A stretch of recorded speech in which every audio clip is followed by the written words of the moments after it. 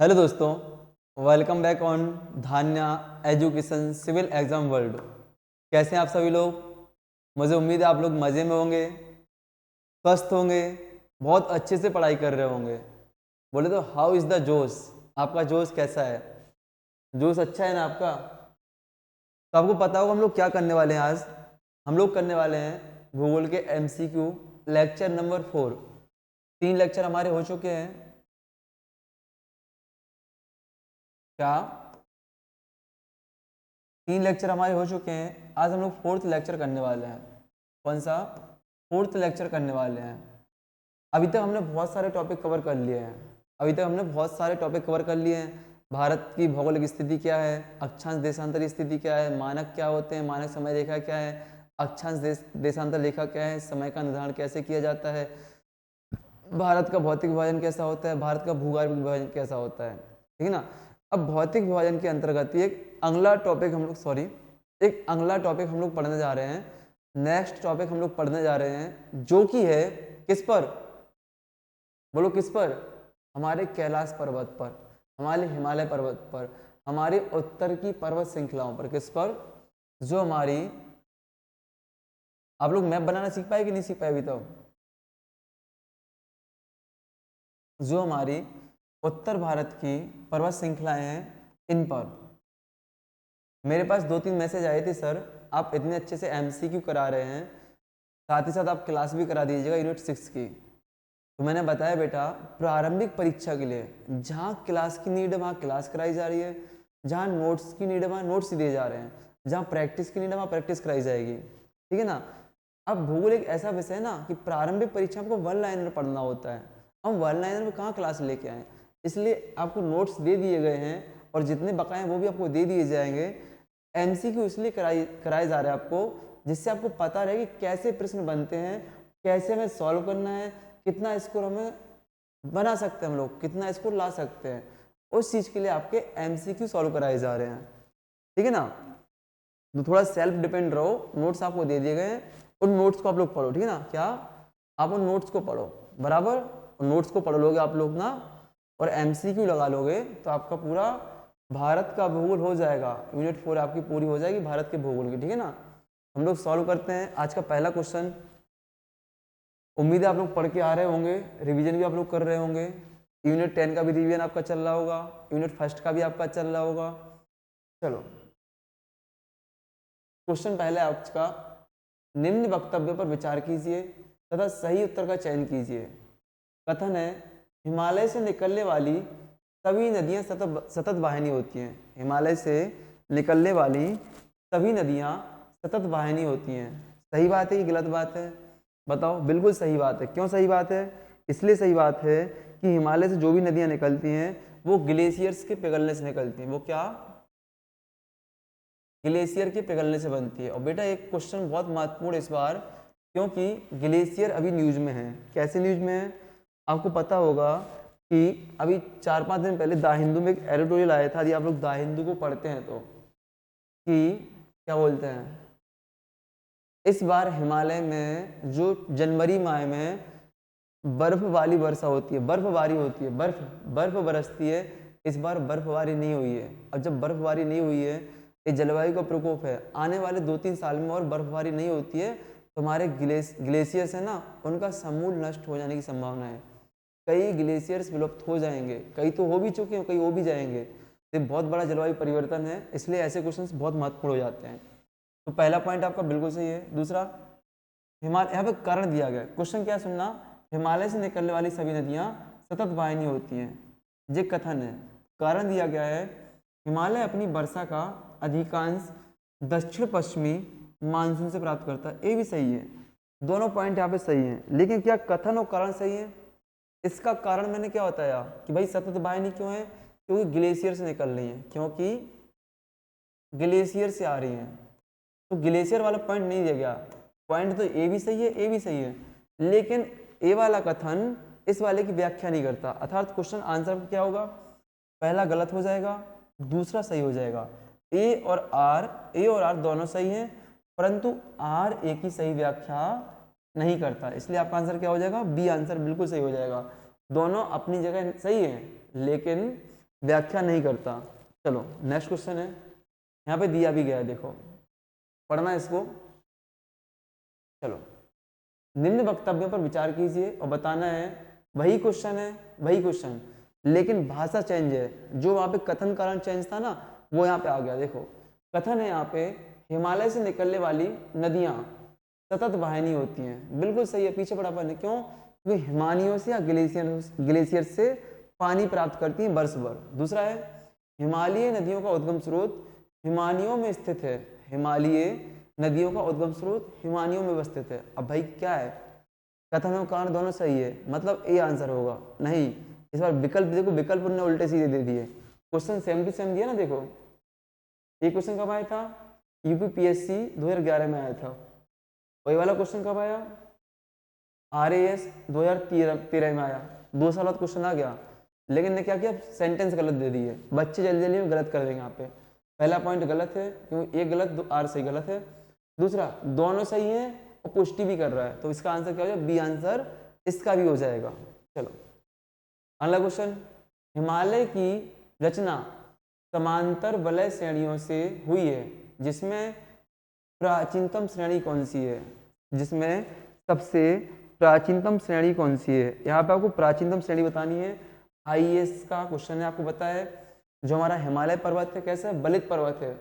कल ही मैंने पूरी प्लेट विवर्तन थ्योरी की चर्चा की थी, महाद्वीप विस्थापन सिद्धांत समझाया था। वहां पर मैंने आपको बताया था कि भैया क्या है, हिमालय की रचना समांतर वलित श्रेणियों से हुई है, जिसमें से प्राचीन श्रेणी शिवालिक श्रेणी और वृद्ध हिमालय, निम्न हिमालय, धौलाधर श्रेणी। बताना कौन सी प्राचीनतम है, आपको प्राचीनतम बताना है। तो आपको पता है, यदि आप देखो क्रम से, तो वृद्ध हिमालय, मध्य हिमालय, लघु हिमालय और ऊपर है ट्रांस हिमालय। अब यहाँ पर ट्रांस हिमालय तो है नहीं है, तो इसका आंसर क्या हो जाएगा? वृद्ध हिमालय हो जाएगा। उत्तर से दक्षिण आप क्रम से आओ ना, तो आपको ऐसे मिलते हैं। तो पहले मिलता है आपको क्या? ट्रांस हिमालय, फिर मिलता है आपको वृद्ध हिमालय, फिर आपको मध्य हिमालय, फिर आपको मिलता है लघु हिमालय, जिसको हम शिवालिक के नाम से भी जानते हैं। ठीक है ना? धौलाधर श्रेणी इसी का एक हिस्सा है। चलो, तो इसका आंसर क्या हो जाएगा? सी आंसर हो जाएगा। तो डिटेल में यहाँ पे दिया गया है कि वृद्ध हिमालय सबसे प्राचीन श्रेणी है, जो कि ओलिगोसिन युग में बनी हुई है। भूगर्भिक समय सारणी आप पढ़ोगे, आपको मिल जाएगा वहाँ पे। उसके पश्चात लघु हिमालय श्रेणी बनती है, फिर बाद में शिवालिक बनती है। ठीक है ना? और वृद्ध, चलो अगला क्वेश्चन आते हैं। आज थोड़ा कम समय लेंगे, क्योंकि सरल से क्वेश्चन वापस हैं। आपको क्वेश्चन देखने में महाकाय हाथी की तरह दिख रहे होंगे कि क्वेश्चन बहुत बड़े बड़े हैं, लेकिन क्वेश्चन बड़े नहीं है, बहुत सरल क्वेश्चन है। यदि कोई यूपीएससी की तैयारी कर रहा है ना, तो उसके लिए टॉपिक बहुत महत्वपूर्ण है। क्यों? देखो 4 क्वेश्चन सॉल्व किए, 4 में से चारों यूपीएससी में आए हुए हैं पहले, कभी ना कभी। MPPSC में क्वेश्चन है इससे, देखना अभी लगातार MPPSC क्वेश्चन दिखेंगे आपको अभी। यदि हिमालय पर्वत श्रेणियां नहीं होती, यदि हिमालय पर्वत श्रेणियां नहीं होती, तो भारत पर सर्वाधिक संभाव्य भौगोलिक प्रभाव क्या होता? मतलब कि यहाँ पे क्वेश्चन में क्या पूछा गया है? मुख्य परीक्षा में पूछते ना कि हिमालय का महत्व क्या है, पूछते ना, तो वही यहाँ पे पूछा गया है। भैया बताना हिमालय का महत्व क्या है। नंबर 1, देश के अधिकांश भाग में साइबेरिया से आने वाली शीत लहरों का अनुभव होता है। बिल्कुल सही बात भैया। यहाँ पे पृथ्वी बनाते हैं, यहाँ पे देखो साइबेरिया से ठंडी पवनें चलती हैं, और ठंडी पवनें आती है, इसलिए पूरे यहाँ पे रेगिस्तानी इलाका बना देती हैं। लेकिन यहाँ पे क्या है? हिमालय पर्वत श्रेणी है। यहाँ पे क्या है आपकी? हिमालय पर्वत श्रेणी है। और हिमालय पर्वत श्रेणी ने साइबेरिया से आने वाली ठंडी पवनों को रोक रखा है। इसकी वजह से हमारे उत्तर के मैदान में, जो गंगा ब्रह्मपुत्र सिंधु का मैदान है, वहाँ पे ठंड उतनी नहीं पड़ती है, नहीं तो रेगिस्तान हो जाता वहाँ पे। जैसे आप देखोगे हिमालय के उत्तर में यहाँ पे आपको रेगिस्तान देखने को मिलेगा। जहाँ इन क्षेत्रों में आते हैं, यहाँ पे आपको रेगिस्तानी इलाका, अरब प्रायद्वीप वगैरह देखने को मिलता है कि नहीं, रेगिस्तानी इलाका। चलो दूसरा, सिंधु गंगा जलोढ़ इतनी सुव्यवस्थित जलोढ़ मृदा से वंचित हो जाता। बिल्कुल सही बात है। हिमालय नहीं होता तो सतत वाहिनी नदियां नहीं होती, नदियां नहीं होती तो जलोढ़ मिट्टी नहीं आती, जलोढ़ मिट्टी नहीं आती तो मैदान नहीं बन पाता। तो बिल्कुल दूसरा पॉइंट भी सही है, पहला भी सही है।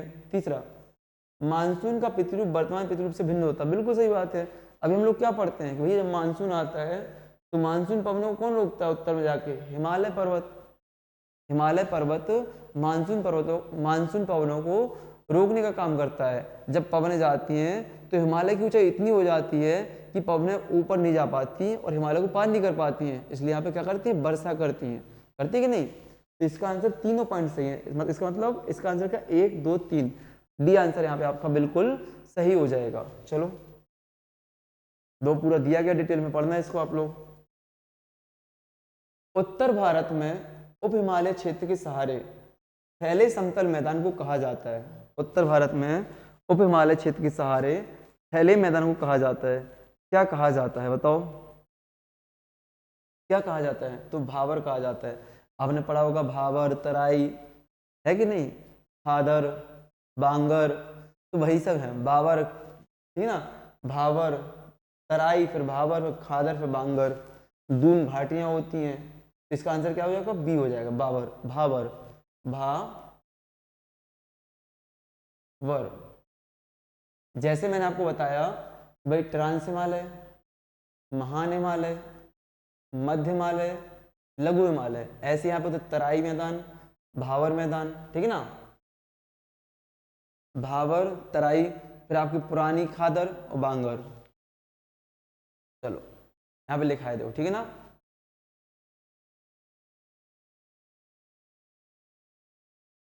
अगला क्वेश्चन आपका है, आंसर नहीं दिखना चाहिए। हिमालय का पर्वत प्रदेशीय, हिमालय का पर्वत प्रदीप प्रदेश है, मतलब कि हिमालय का सबसे निचला भाग कौन सा है, हिमालय का सबसे बाद वाला हिस्सा भाग कौन सा है, हिमालय का सबसे लास्ट वाला भाग कौन सा है, जो जानते हो बताओ, बताओ कौन सा है। देखो, ट्रांस हिमालय, महान हिमालय, लघु हिमालय, शिवालिक। तो कौन सा है भैया, पर्वत पदीय प्रदेश कौन सा है, शिवालिक है। कौन सा है, शिवालिक है। इसका आंसर क्या हो जाएगा आपका, शिवालिक आंसर हो जाएगा। इतना सरल क्वेश्चन था, लेकिन भाषा शैली में फंस जाते हैं हम लोग, फंस जाते कि नहीं, और आंसर गलत कर देते हम लोग। चलो, यहाँ पे लिखा है हिमालय का पर्वत प्रदीय प्रदेश शिवालिक श्रेणी के दक्षिण भाग पर स्थित है। ये हिमालय की सबसे दक्षिणी श्रेणियां हैं।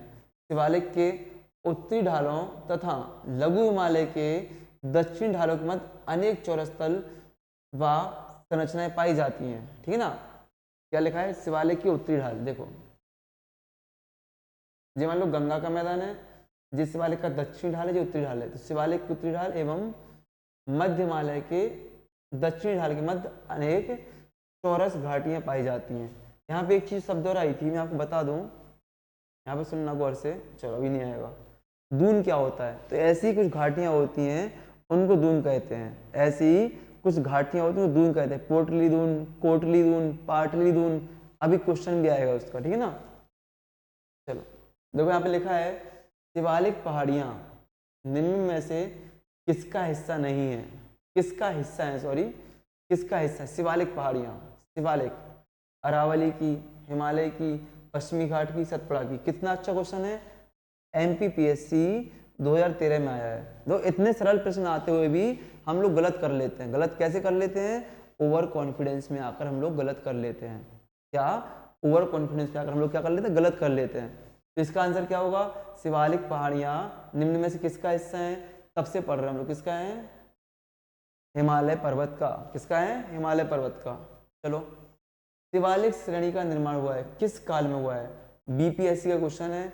MPPSC में अभी तक देखो भूगर्भिक श्रेणी से क्वेश्चन नहीं आते हैं, अधिक भूगर्भिक श्रेणी से क्वेश्चन आते हैं तो MP के अकॉर्डिंग ही आते हैं कि MP का मालवा प्रदेश कब बना, MP के बुंदेलखंड क्षेत्र का निर्माण कब हुआ, ऐसे क्वेश्चंस आते हैं, ठीक है ना।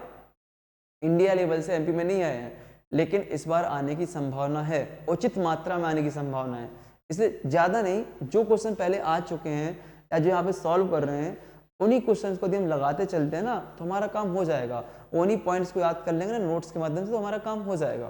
चलो, क्वेश्चन नंबर 8 है यहाँ पे, शिवालिक श्रेणी का निर्माण कब हुआ है, तो शिवालिक श्रेणी का निर्माण हुआ है सिनोजोइक कल्प में, सिनोजोइक कल्प में, ठीक है ना। शिवालिक, या इसको बाह्य हिमालय के नाम से भी जानते हैं। तो यहाँ पे लिखा है, देखो, शिवालिक या बाह्य हिमालय का निर्माण आज से लगभग 5 से 5.5 मिलियन वर्ष पूर्व प्लायोसीन अर्थात सिनोजोइक युग में हुआ है, सिनोजोइक युग में हुआ है। चलो, शिवालिक श्रेणियों की ऊंचाई कैसी है, इस क्वेश्चन को काट दो क्योंकि भाई हमेशा इसका आंसर चेंज होता रहता है हालांकि औसत ऊंचाई आपको चाहिए तो 750 से 1100 मीटर के मध्य, बट इस क्वेश्चन को काट दो, ऐसे क्वेश्चन अब नहीं पूछे जाते हैं। पीएससी भी विवाद से बचने के लिए, विवाद में डलने से बचती है।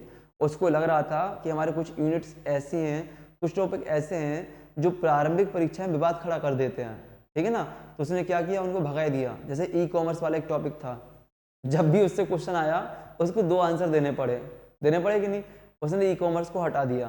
चलो,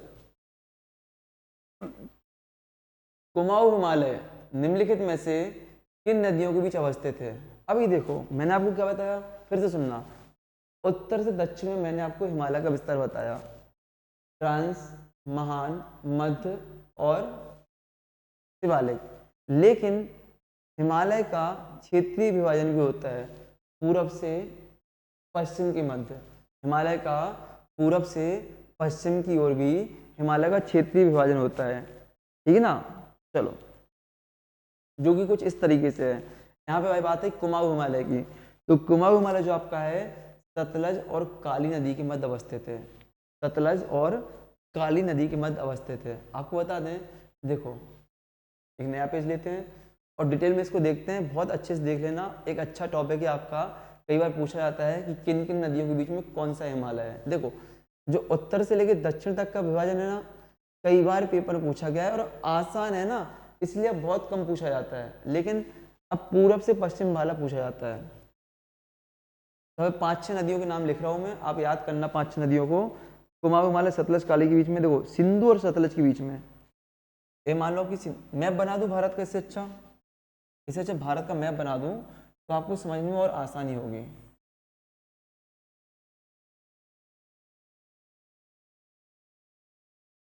देखो, सिंधु और सतलज के बीच का हिस्सा, इसको जानते हैं पंजाब हिमालय के नाम से।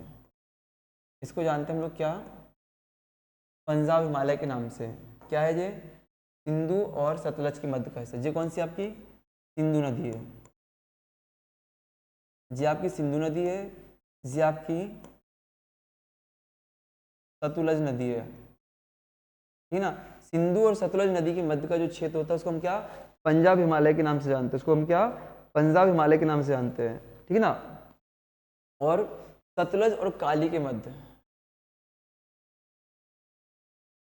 सतलज और काली के मध्य जो क्षेत्र होता है, सतलज और काली के मध्य जो क्षेत्र होता है उसको हम कुमाऊं हिमालय के नाम से जानते हैं। क्या, कुमाऊं हिमालय के नाम से जानते हैं। इसको हम लोग क्या, कुमाऊं हिमालय के नाम से जानते हैं। काली और तीस्ता के मध्य, आप देखोगे नेपाल की एक तरफ काली नदी जाती है तो नेपाल की दूसरी तरफ तीस्ता नदी जाती है। काली और तीस्ता नदी के मध्य जो आपका क्षेत्र होता है वो कौन सा होता है आपका, वो आपका होता है नेपाल हिमालय। वो क्या होता है आपका, नेपाल हिमालय होता है, ठीक है ना। काली और तीस्ता के मध्य आपका नेपाल हिमालय होता है। देन आपका तीस्ता और दिहांग के मध्य, जो तीस्ता नदी और दिहांग, तीस्ता और दिहांग के मध्य होता है। यहाँ पे दिहांग नदी मानो, तीस्ता और दिहांग के मध्य जो आपका हिमालय होता है,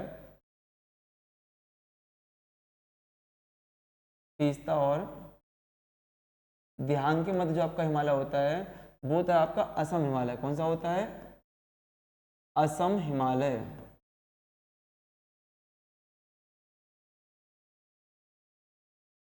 ठीक है ना। तो मैंने क्या बोला, यहाँ पे आपका सिंधु और सतलज के मध्य पंजाब हिमालय, सतलज और काली सिंध के बीच में कुमाऊं हिमालय, काली और तीस्ता के मध्य, काली और तीस्ता के मध्य आपका नेपाल हिमालय, काली और तीस्ता के मध्य नेपाल हिमालय, और तीस्ता और दिहांग के मध्य आपका असम हिमालय पाया जाता है।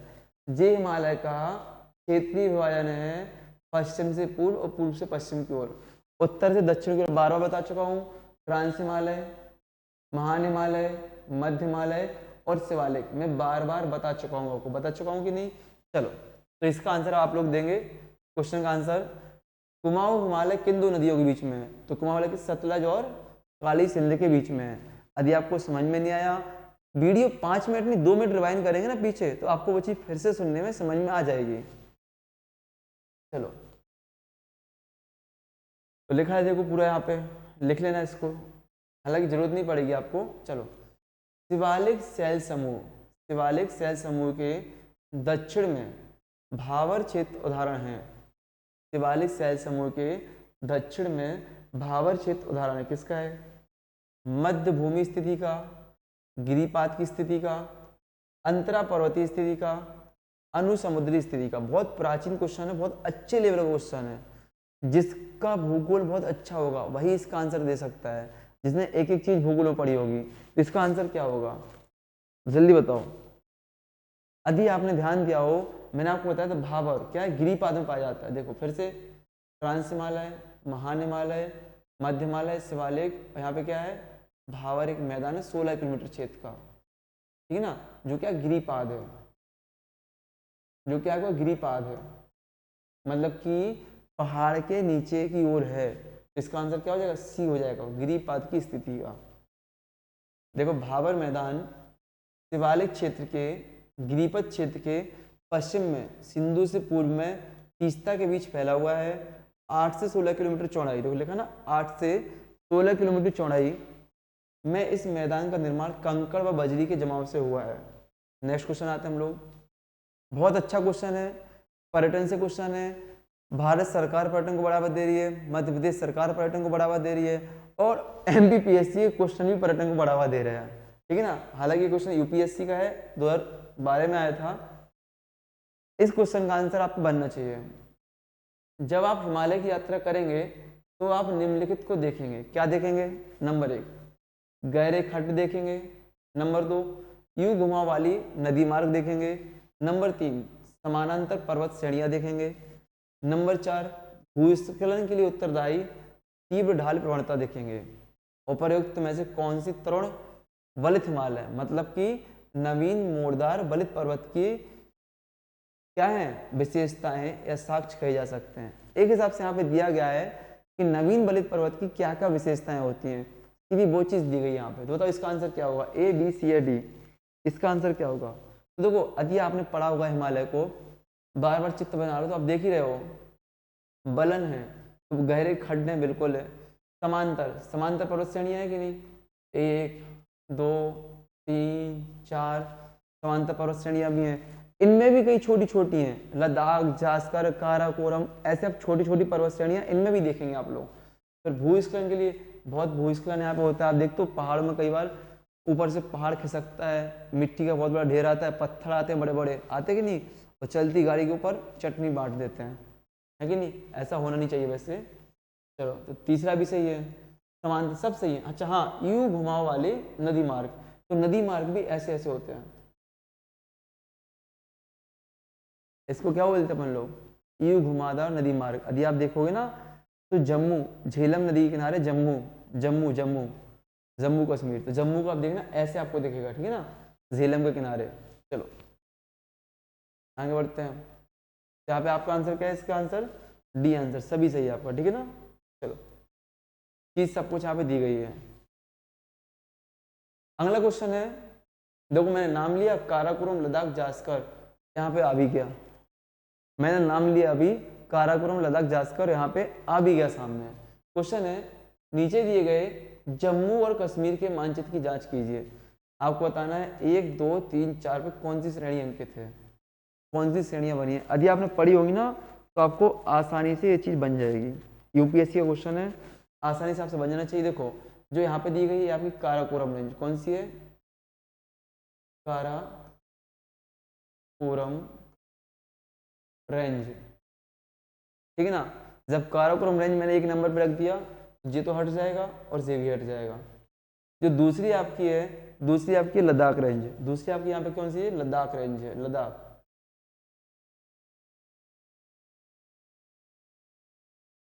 दूसरी आपकी लद्दाख रेंज है। तीसरी आपकी है जास्कर, तीसरी क्या आपकी, जास्कर रेंज है। चौथी आपकी कौन सी, पीर पंजाल है, तो पीर पंजाल। तो क्या हो गया आपका,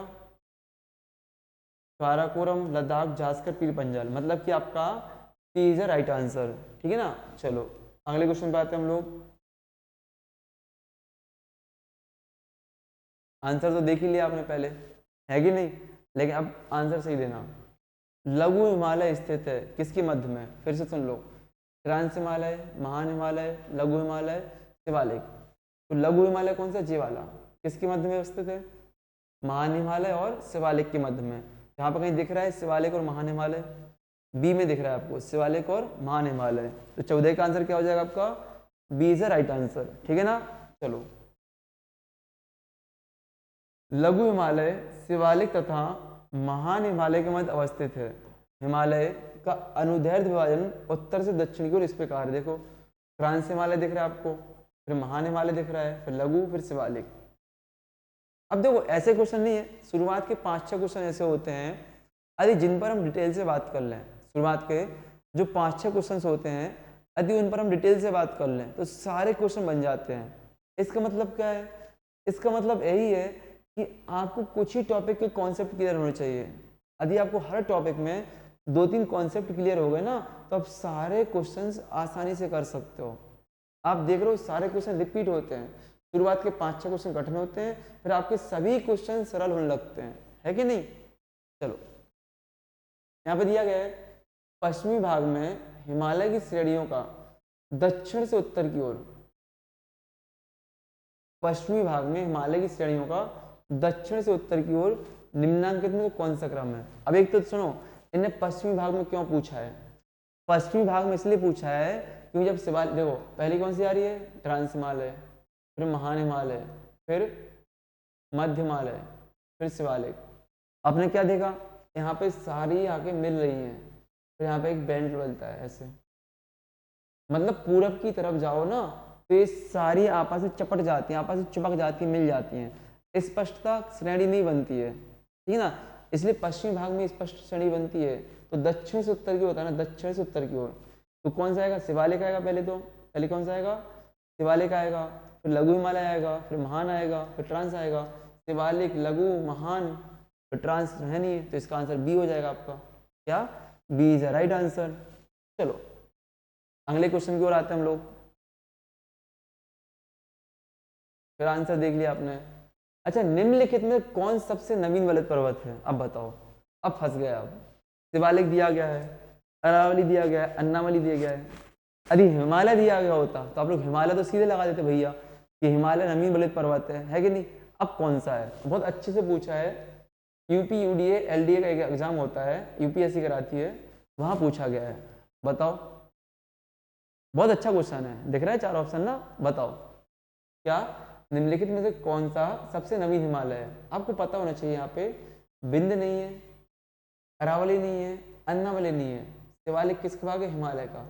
हिमालय तो वैसे भी आप नवीन वलित पर्वत पढ़ते हो और उसमें शिवालिक तो सबसे बाद में बना है, तो आंसर क्या हो जाएगा आपका, शिवालिक ना। कमेंट सेशन में आपके आंसर आते रहना चाहिए, कमेंट सेशन में आपके आंसर आएंगे तो मजा आएगा, ठीक है ना। मैं भी कमेंट्स देखता हूँ आप लोग की बाद में, तो कमेंट सेशन में आपके आंसर आना चाहिए। और अपने दोस्तों को भी शेयर करो, यदि आप लोग अपने दोस्तों के साथ शेयर नहीं कर रहे हैं ना तो शेयर करो, और पेशेंस के साथ इस क्लास को देखना। क्यों, क्योंकि 28 अप्रैल तक क्लास चल रही है। यदि आप डेली अभी से फॉलो करते हो, 30 से 40 मिनट देते हो अपने, डेली फॉलो करते हो तो आपको प्रॉफिट होगा, ठीक है ना।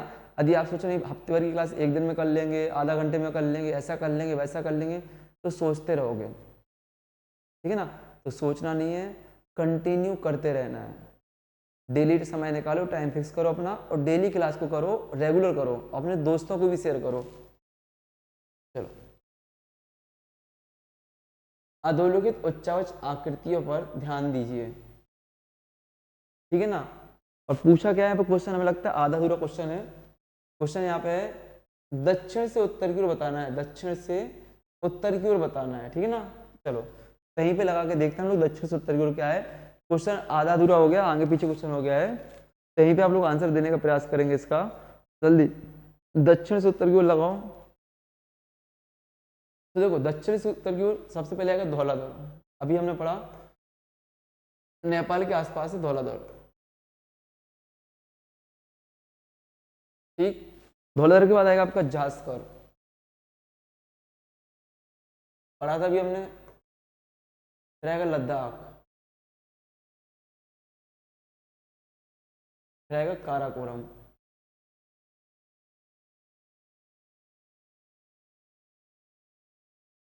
फिर क्या आएगा आपको, काराकोरम। तो काराकोरम, लद्दाख,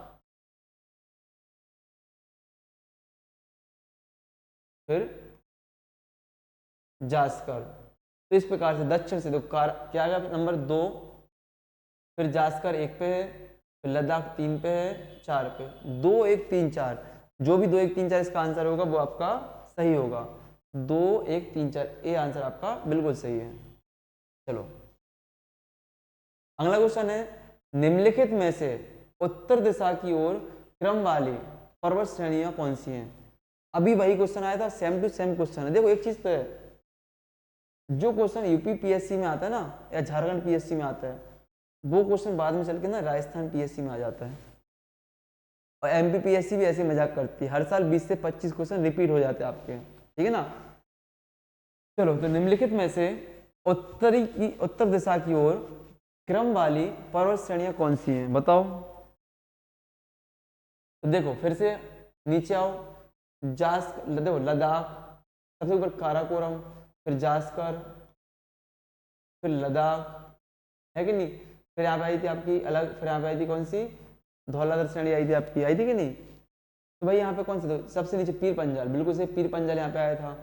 फिर जास्कर आपका आया था, फिर लद्दाख आया था। एक मिनट मैंने गलत लिख दिया क्रम, देखो क्वेश्चन है उत्तर की ओर क्रम वाली श्रृंखला कौन सी, उत्तर की ओर क्रम वाली, ठीक है, मतलब दक्षिण से उत्तर की ओर जाना है। तो फिर से लिख लेंगे हम लोग अपना क्या, सबसे पहले काराकोरम, फिर आया था अपना लद्दाख, फिर आया था जास्कर, फिर कौन सा आया था अपना पीर पंजाल,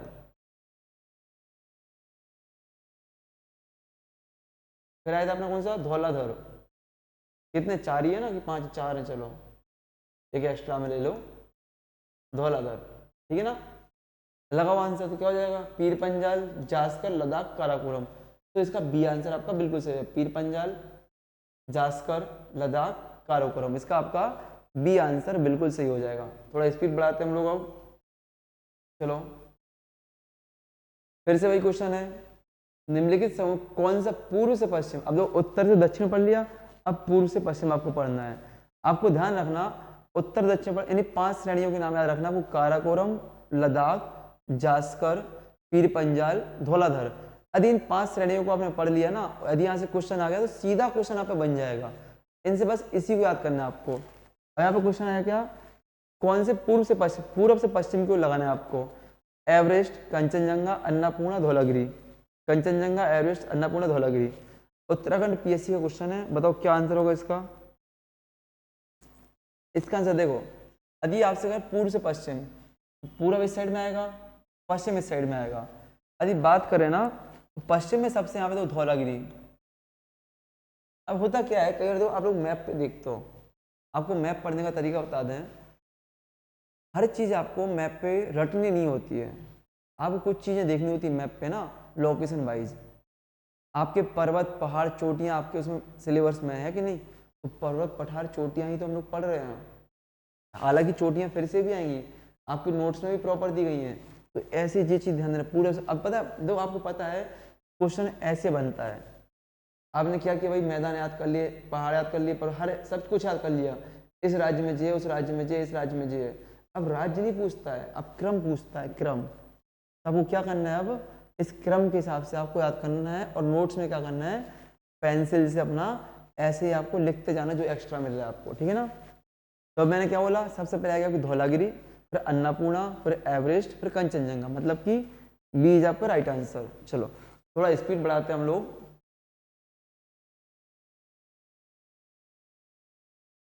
उत्पत्ति की दृष्टि से निम्न पर्वत श्रेणियों में सबसे नवीन कौन सा है, सबसे नवीन कौन सा है, अजंता, कालाकोंडा, पटकोई या कैमूर, सबसे नवीन कौन सा है। यदि आपने परिवर्तनिक सिद्धांत पढ़ा होगा, नोट्स पढ़े होंगे, तो वहां पे आपको दिख रहा होगा कि भाई कौन सबसे नवीन है। तो आपको पता होगा उपर्युक्त में सबसे नवीन पटकोई श्रेणियां हैं, जो कि दक्षिण भारत में पाई जाती हैं, नहीं नॉर्थ ईस्ट में पाई जाती है पटकोई श्रेणियां, ठीक है ना।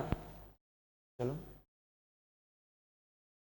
जी, नॉर्थ ईस्ट में तो पटकोई हिमालय श्रेणियों में स्थित है, जिसका निर्माण टर्सरी युग में हुआ है, शेष सभी दक्षिण की है। बताए पटकोई।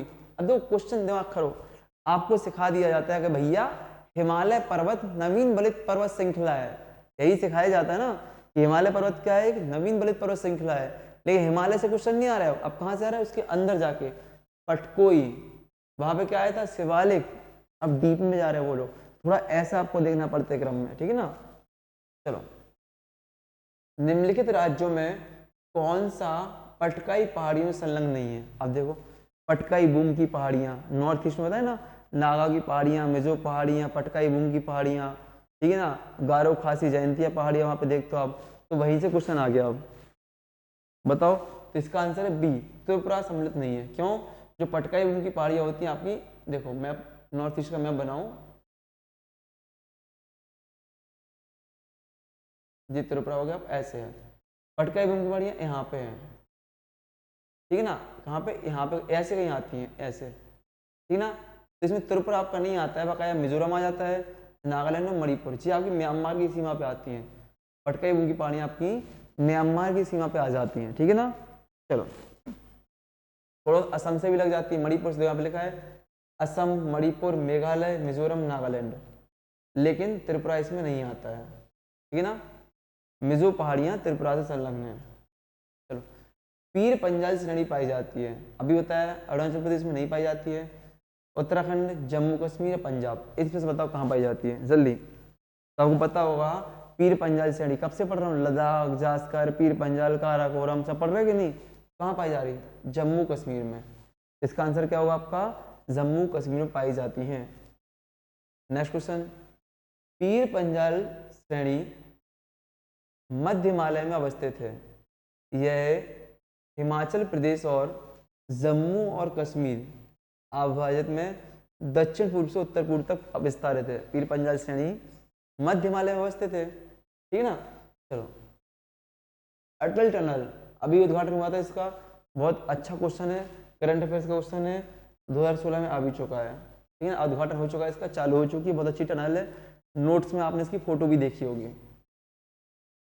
इसका निर्माण सीमा सड़क संगठन द्वारा किया गया है, यह मनाली और लाहौल स्पीति घाटी को जोड़ती है, यह हिमालय की पीर पंजाल पर्वत श्रृंखला के मध्य स्थित है, यह भारत की सामरिक दृष्टि, दो जब कोई भी चीज पर्वतीय क्षेत्रों बनती है, हिमालयी क्षेत्रों बनती है, दूरस्थ इलाकों में बनती है, सीमावर्ती क्षेत्रों में निर्माण होता है, चाहे अस्पताल हो, चाहे आपका घर हो, चाहे आर्मी कैंप हो, चाहे सड़क हो, चाहे वायुसेना कुछ विभाग हो, चाहे स्थल से कुछ भी हो, जो भी आपके भौगोलिक ऐसे दूरस्थ क्षेत्र में हो रही है जो कि सामरिक दृष्टिकोण से महत्वपूर्ण स्थल है, वहां पे जब ऐसे कोई कार्य होता है विकास का, तो सामरिक दृष्टि से महत्वपूर्ण, अर्थात चौथा पॉइंट तो सही है आपका, जब चौथा पॉइंट सही है तो दूसरा और ए तो कट जाएगा आपका, ठीक है ना। अब सी या डी में से कोई आंसर होगा, क्या होगा, सी या डी में से कोई आंसर होगा। तो नंबर 1, इसका निर्माण BRO सीमा सड़क संगठन द्वारा किया गया, बिल्कुल सही है, बॉर्डर रोड मैनेजमेंट या अथॉरिटी के द्वारा किया गया है।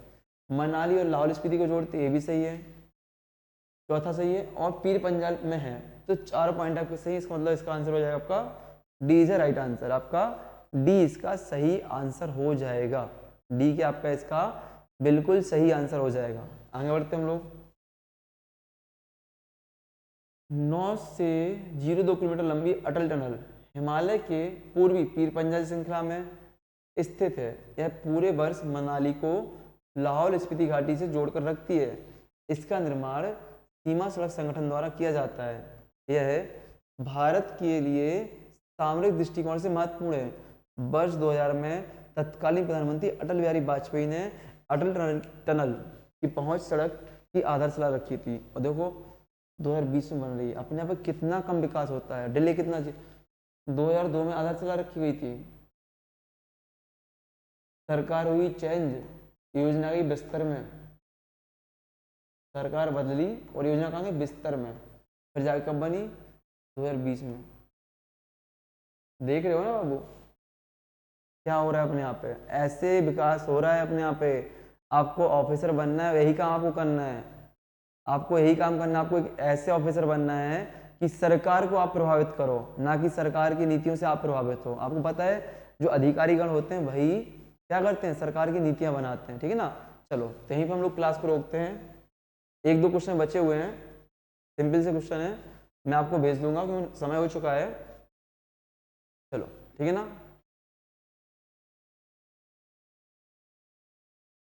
क्वेश्चन ज़्यादा बचे हुए हैं। कोई नहीं, नेक्स्ट सेशन में हम लोग ले लेंगे इन क्वेश्चंस को, हम लोग नेक्स्ट सेशन में ले लेंगे। आज के लिए जय हिंद जय भारत।